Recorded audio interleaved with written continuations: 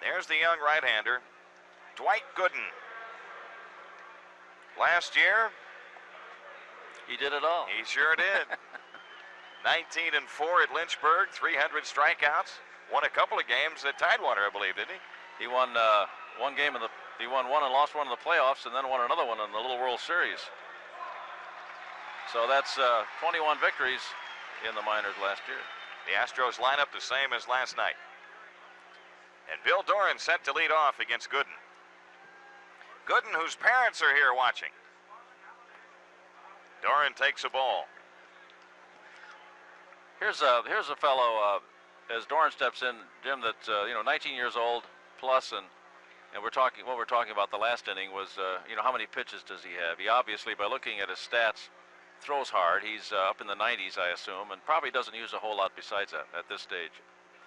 He's gonna go through this whole baseball season. There's a tap on the right side. Doran may have broken the bat, and Gardenhire throws him out. He will go through this season 19. He will not turn 20 until November. He's a young 19. 19, 4 months, and 22 days. I was trying to figure out what Nolan Ryan was when he first pitched for the Mets. Nolan was 19 years old, but he didn't come up, I don't think, till later in the season, so he's older than this young man. Terry Poole, the batter, 1 for 4 last night. The Mets have had a few 19-year-olds, haven't they, or teenagers play for them.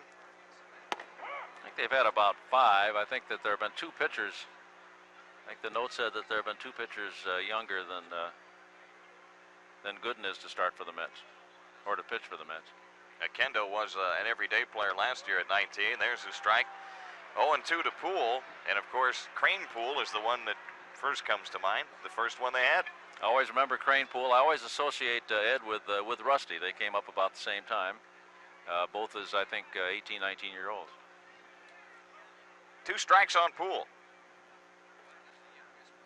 Rusty's longevity a little more than Crane Poole's. Yeah. Misses inside, ball 1, strike 2. Gooden pitched at Lynchburg last night. That was an A league, and he led the Carolina League. He had 6 shutouts in that league last year, and was pitcher of the year for the Carolina League. Poole takes that one, and it misses outside, 2-2. At one time last year, he won 15 in a row. Well, his record last year was what, 19 and what? 4, I believe, at Lynchburg. I guess if that's your record, you're going to win some in a row, aren't you? With only 4 losses. Well, that sounded just like the first one. It sure did. And the same result as Gardenhire throws out Poole. That's another interesting thing. Both of the balls, I think that, like you mentioned, that Doran broke his bat on the one that he hit, and the one that Poole just hit there, a very hard sound. And usually, we call it, he throws a very hard pitch. That is, it's usually a fastball that sinks. And you get that kind of a sound out of a bat when it's hit to the infield, and a good fastball that comes down. Dickie Thon off to a good start this year, hitting over 400, takes a strike. Was 1 for 4 last night. All 4 hits for the Astros came in the first. They're the parents. They came over from Florida to watch Dwight Gooden in his big league debut. On the foul tip, it's 0-2.